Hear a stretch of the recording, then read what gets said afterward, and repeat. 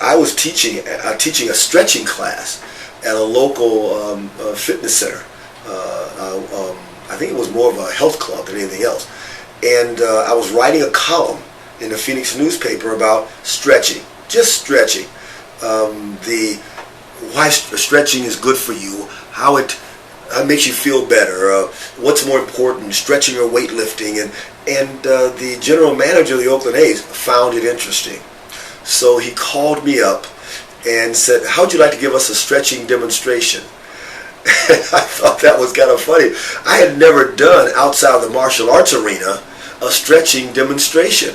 It was easy for me to think about stretching in terms of martial arts, and kicking and things like this.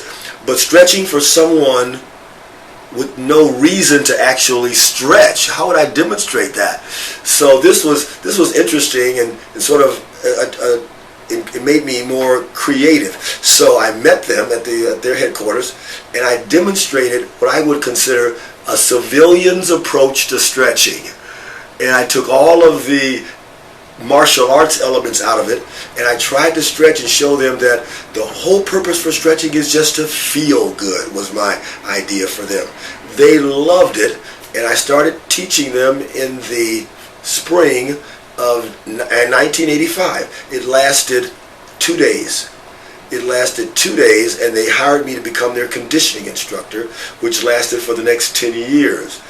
But after I've been working for Oakland, for my first year, the current manager, a fellow by the name, I can't remember, he'll come to me maybe, but anyway, Jackie Moore. Jackie Moore was the manager of the Oakland A's, a wonderful man, by the way, and who was not a great manager, but he was a wonderful person. And the reason that I spent those 10 years, because he refused to let the players rebel.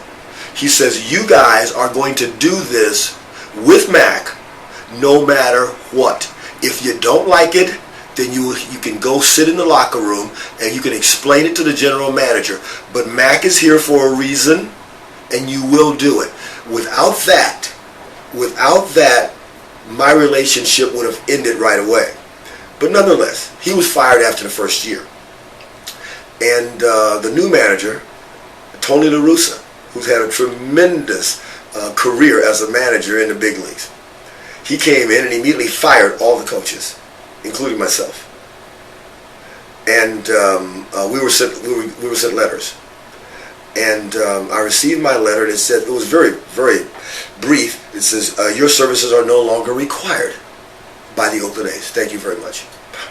I thought, my gosh, after all the work that I've put in, after all the consideration that I've done, all of the creation, sacrifice that I've gone through, you mean it ends like that? And I needed that job, by the way. I didn't need the money because, you see, in the big leagues, only the players are paid. All the coaches, unless you're a big-time coach like Tony or one of the great managers, the groundskeepers and things, they aren't paid very much. People like us are supposed to be happy because we're associated with Major League Baseball. That's supposed to be a lot of our pay. And for some of it, it is. It wasn't for me. I was looking to broaden my horizons. I wanted to see if my philosophies on fitness worked as well with professional athletes as they did with me and my martial arts students. I wanted to see what I could do with the greatest athletes in the world. And I was having this success. Things were going along. I wanted to build my name throughout baseball and throughout professional sport. This was moving along well. I needed this job. And I was fired unceremoniously. I took offense to it. So I went out. They were having a meeting at the Valley Ho, the old Valley Ho. And I went out and I looked at the the agenda board, and I saw that they were having a dinner that evening. So after I sent a note to Tony's room, he didn't answer it. After I left him a phone message, he didn't respond. So he left me no choice but to come back that evening at dinner and walk right out to his table, uninvited. So all the coaches and all the management for Oakland's out there. This is some big shindig. And I walk out there and I walk up to him and I said, Tony La Russa? He says, yes, my name is Mack Newton. I'm your conditioning coach. He says, let me cut you off. You were. Mack, thanks for coming, but I've never had anyone like you before, and I don't need you now. And so save yourself, any further embarrassment, and thanks, but no thanks. And when he said that, it kind of irritated me a bit. And I thought, you know what? I really don't need this guy. I've got my foot in the door.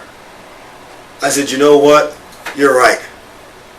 You think you know who I am, and I know who you are. I know your background. I know a lot about you. You know nothing about me. I'm a winner, always have been a winner, always will be a winner. You want people like me on your team. You just don't know it. Now, I'll tell you what I want to do. I'm going to come back with another team and bite you in your butt. I will never forget this day. He says, whoa. What exactly do you want now? I said, what do you think I want? What do you think I came out here? I want my job back. Now, if you want to fire me because you've seen me and you think my work is useless or meaningless, then fine, I'll accept that. But you fired me without having no idea what I do. You don't know me. Find out. Then if you don't like it, fire me. That's what I want. He says, okay. I want you to meet me tomorrow morning at the Oakland complex. We have a group of minor leaguers here. I'd like to see you work with them. I says, thank you for giving me my job back. He says, no, you don't have it back yet. You'll have it back if you have something we like. I said, thanks for giving me my job back. And I left. The next day, after I met him out there and we went through what I do, he walked by and said 2 words to me. He says, that'll work. 10 years was the next response.